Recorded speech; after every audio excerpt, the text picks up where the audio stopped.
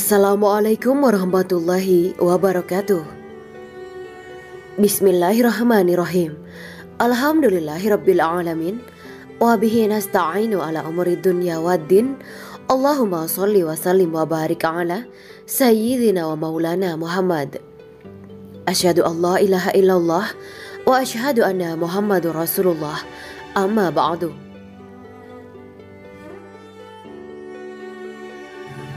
Kisah kumpulan makhluk mengerikan yang keluar ketika hari kiamat tiba.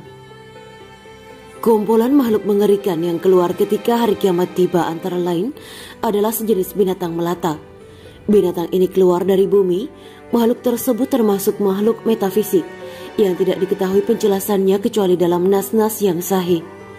Makhluk mengerikan ini keluar dari bumi ketika matahari terbit dari ufuk barat, yang berarti sudah dekatnya hari kiamat. Allah Subhanahu wa Ta'ala berfirman, "Dan apabila perkataan telah jatuh atas mereka, kami keluarkan sejenis binatang melata dari bumi yang akan mengatakan kepada mereka bahwa sesungguhnya manusia dahulu tidak yakin kepada ayat-ayat kami." Quran Surat An-Naml ayat 82.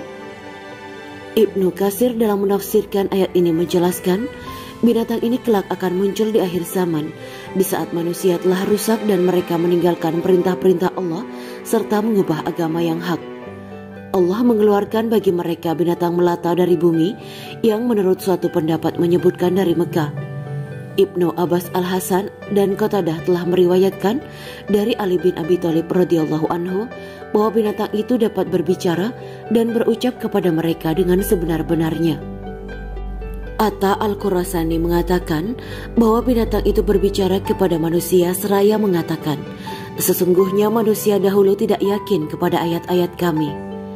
Ibnu Abbas dalam riwayat lain menyebutkan bahwa binatang itu melukai mereka. Binatang itu mengatakan, "Janganlah kamu melakukan anu dan anu." Muncul 3 kali, banyak hadis dan asar yang menyebutkan tentang munculnya binatang ini. Ibnu Katsir menyebut sejumlah hadis tersebut. Rasulullah SAW menceritakan perihal binatang itu. Beliau bersabda, binatang itu muncul 3 kali. Pertama kali muncul ialah di daerah pedalaman, dan kisah kemunculannya tidak sampai kepada penduduk kota, yakni Mekah. Lalu ia bersembunyi dalam masa yang cukup lama.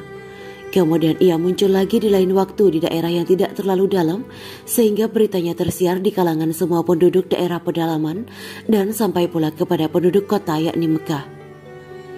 Kemudian Rasulullah SAW bersabda, ketika manusia sedang berada di masjid yang paling besar kesuciannya dan paling dimuliakan oleh Allah, yaitu Masjidil Haram, dalam keadaan tenang tiba-tiba muncullah binatang itu di antara rukun Yamani dan makom Ibrahim seraya mengeluarkan suara lenguhan dan mengibaskan kepalanya, menepiskan debu yang ada di kepalanya.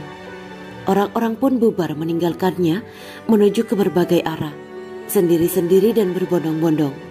Dan yang tinggal hanyalah segolongan kaum mukmin. Mereka merasa yakin bahwa diri mereka tidak berdaya terhadap kekuasaan Allah. Maka binatang itu mulai mengecap mereka sehingga bersinarlah wajah mereka dan menjadikan wajah mereka seakan-akan bintang yang bercahaya. Lalu hewan itu pergi mengembara ke seantero dunia. Tiada seorang pun yang dapat mengejarnya dan tiada seorang pun yang melarikan diri selamat darinya. Sehingga ada seseorang yang melindungi dirinya dari kejaran binatang itu dengan berpura-pura sholat. Lalu binatang itu datang dari arah belakang dan berkata, "Hai Fulan, sekarang engkau baru mau sholat." Maka lelaki itu menghadap ke arahnya dan dia mengecapnya di wajahnya dengan cap kafir. Lalu ia pergi, sedangkan lelaki itu kembali bergaul dengan orang-orang yang banyak bermuamalah dengan mereka dalam harta. Dan orang-orang di tempat-tempat yang ramai di kota-kota dapat dibedakan antara orang mukmin dan kafirnya, karena semuanya telah dicap pada wajahnya oleh binatang tersebut. Sehingga seorang mukmin berkata, "Hai orang kafir, bayarlah hakku." Begitu pula orang kafir mengatakan, "Hai orang mukmin, bayarlah hakku."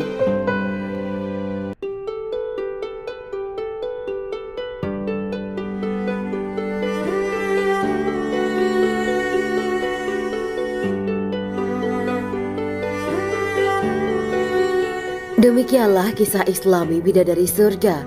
Simak terus channel ini untuk kisah Islami menarik lainnya. Terima kasih para sahabat Bidadari Surga yang dirahmati Allah. Semoga diberi kesehatan dan diberkahkan segalanya. Juga dibahagiakan hidupnya di dunia dan di akhirat kelak oleh Allah Subhanahu wa Ta'ala. Amin ya mujibah sa'ilin. Wa akhiran, wabillahi taufiq wal hidayah. Wassalamualaikum warahmatullahi wabarakatuh.